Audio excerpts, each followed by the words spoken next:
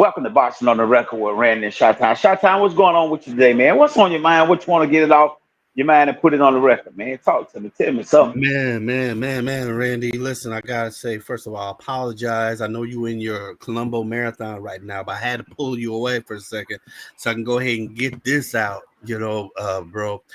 Yesterday, excuse me, Boots had his fight, his showcase fight that we had been talking about against Lima. Uh, and one of the big things that we said before that fight, so we can see where Boots is going to be at, what he's going to do, what everything was about. One of the biggest things we said is he has to make a statement.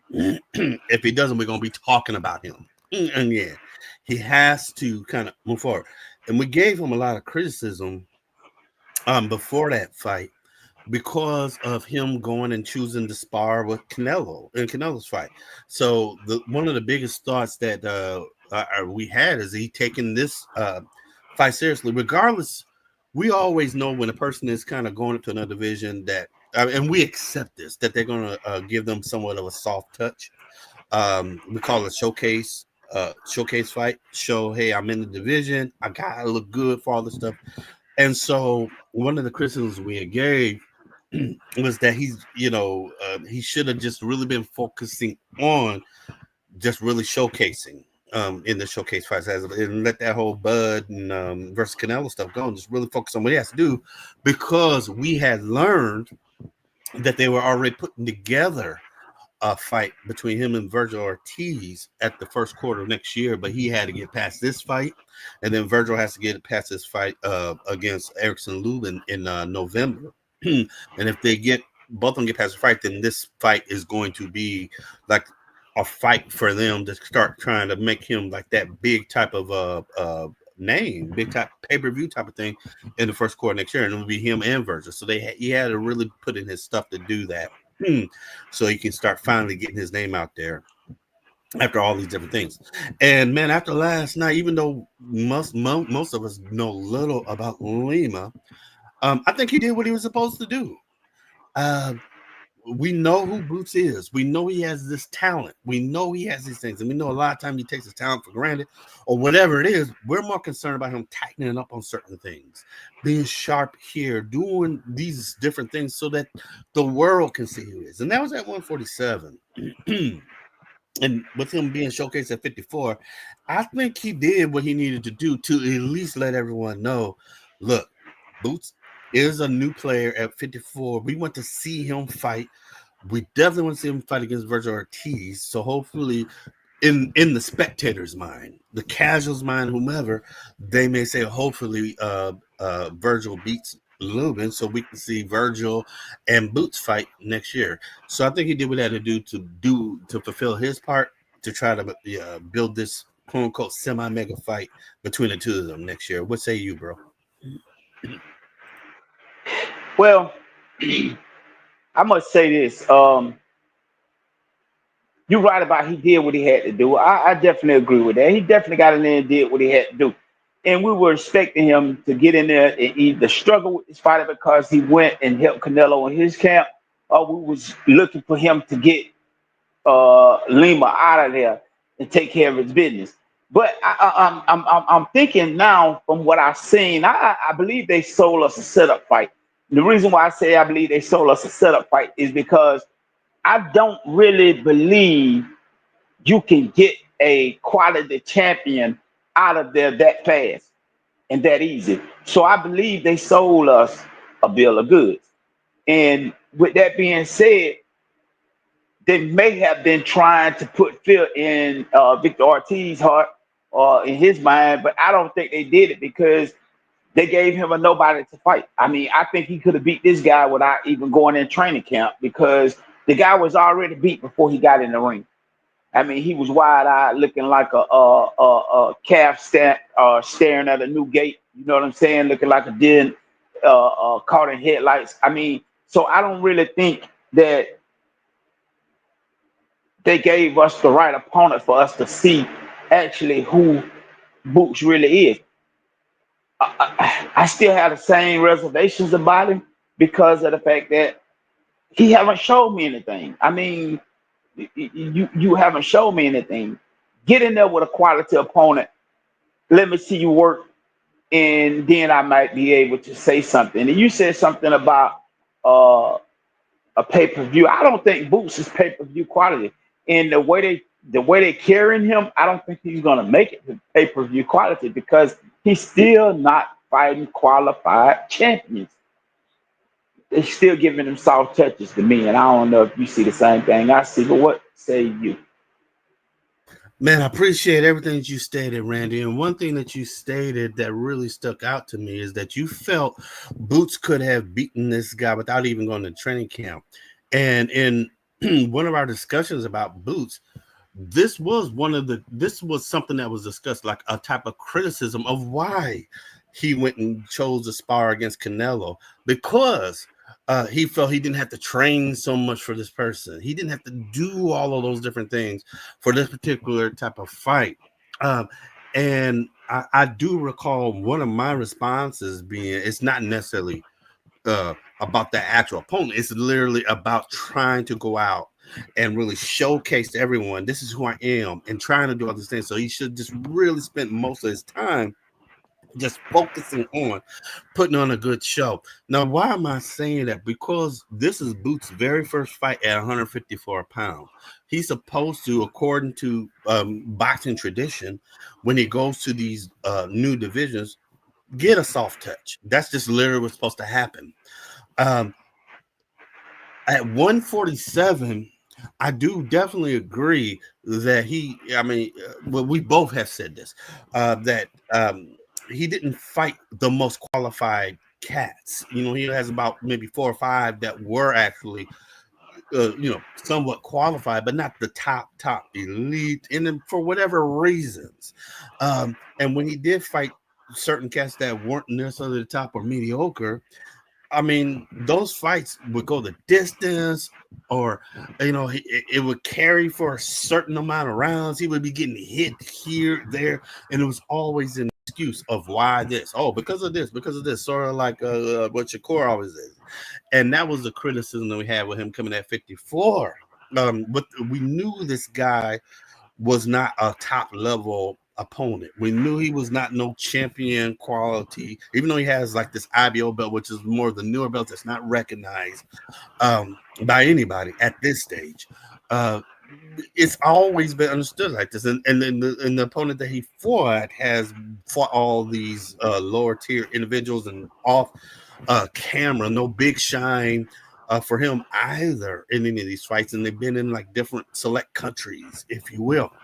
So we understood what the on paper assignment was, and something that we thought could happen was what we have seen from his Boots track record at 147 pounds, and that is that this dude will probably stay in there a lot longer than he should.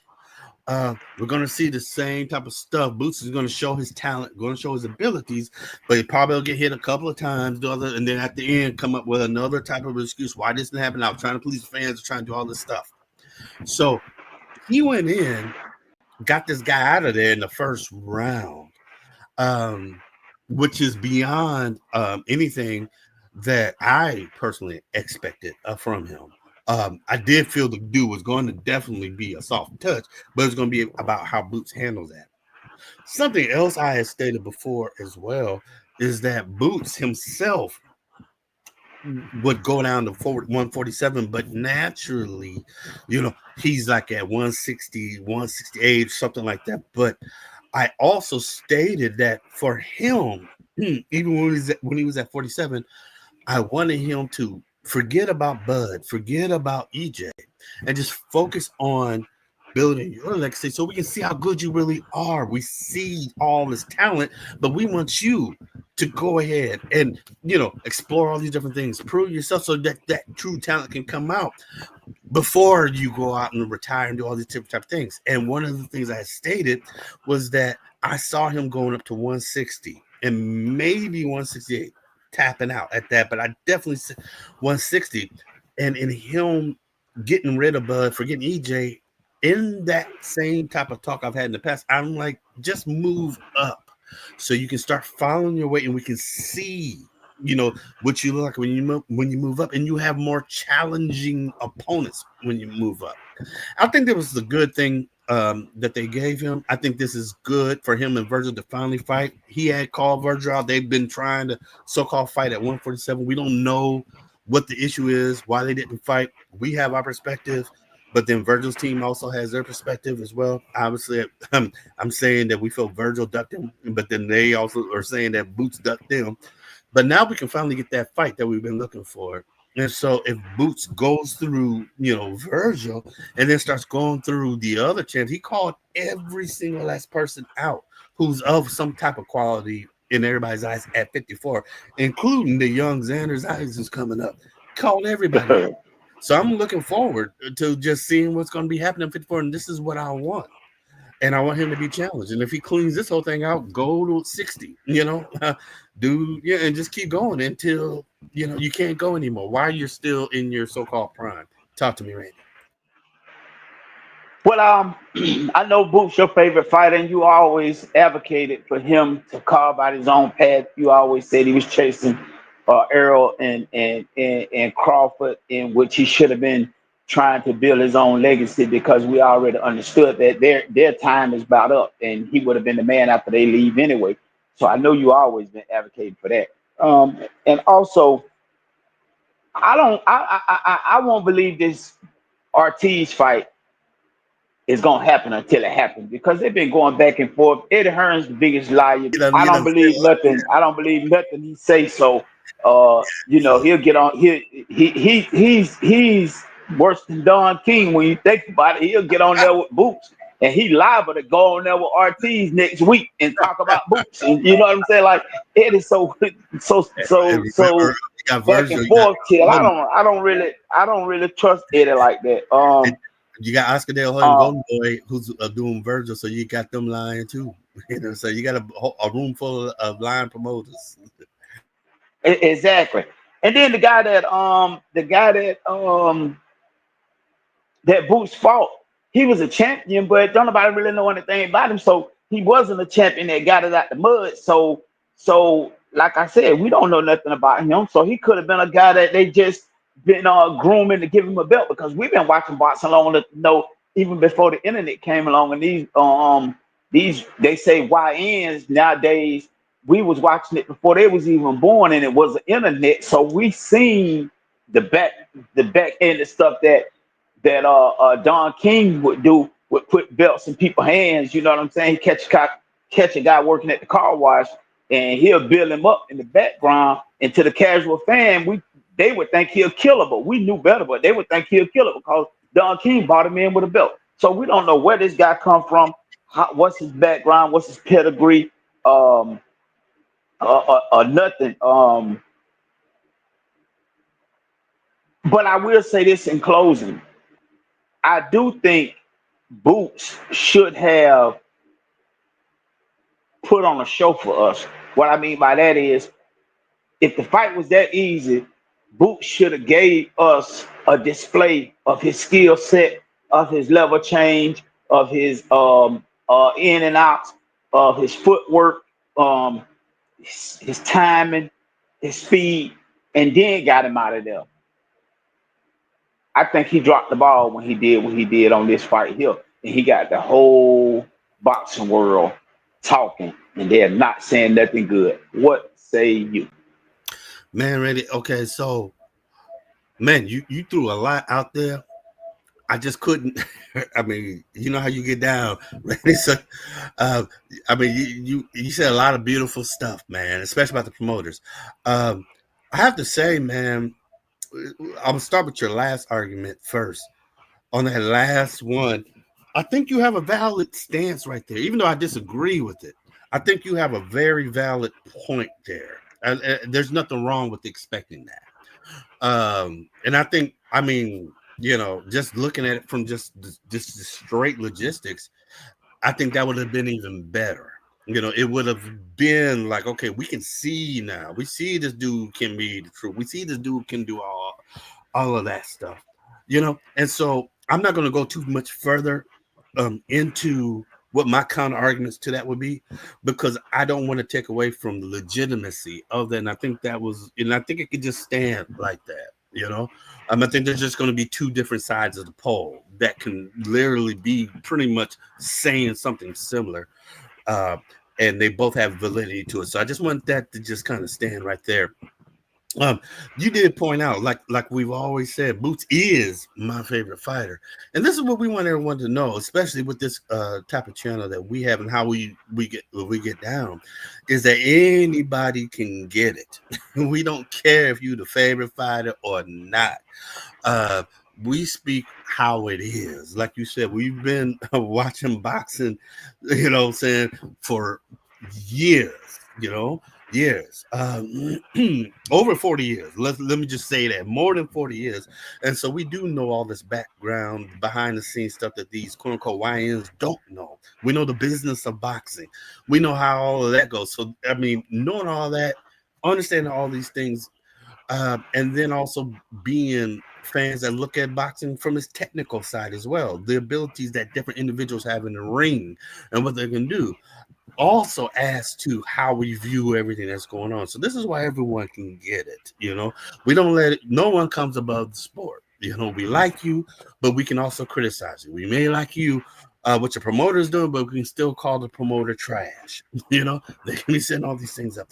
And I'm saying that to lead into this other thing, like you were speaking about with Lima being a champion. He's an IBO champion. And with IBO being a new type of belt, you know, doesn't have the same credibility that any of these other belts, the four recognized belts have at this stage. But now IBO didn't come out last year, but I'm saying newer in the stage of the four belt era. This will be like a fifth belt, and there's also like a WCU belt that no one's recognized. And so it kind of goes like this: when you first coming out as a sanctioning body, as a new type of belt, they're willing to give anybody that belt to try to put some kind of shine on it. So they're not looking for the most qualified person to have that. The IBO people, not even the promoter, the most qualified person, they're looking for someone that can just represent this belt, because ain't nobody taking this seriously. Nobody wants this belt. Will you take this belt? So we can give it to, you know, third tier people. And then by us giving it to third tier people who make that person feel like they're champion, then as they start fighting tougher people and these tougher people beat them, those tougher people become that champion of our belt. And then another tough person who's a higher tier becomes a champion once he beats that person. And then eventually there's a recognizable person that could possibly be holding on to this belt and continue to hold on to this belt, bring more recognition to this belt. And then we can finally kind of get recognized as being like a true belt, sort of like what the WBO did when they was coming out. So IBO's kind of in that similar thing. Go ahead, talk to me, Randy. Well, I don't have much more to say, but I do want to end mine with this. Is you said something that was very, very something that we stand on. Uh, you said Boots is your favorite fighter, and even he can get it when he's wrong, or we call it like it is. And with us calling it like it is, that's why we'll call boxing on the record, because we put it on the record and we stand on it. Once it goes on the record, once it goes on the record, there's always a possibility somebody can go back and dig this up and say, you didn't say that about your favorite fighter, or you're not holding your fighter to the standard that you're holding everybody else, or you making excuses for your fighter and not everybody else. We try to keep everything on the record, on the record, fair and square. Do you have anything else? Only thing I have, Randy, is all truth. Everything you said, all truth. We good. Okay. With that being said, we're out of here like last year. Peace.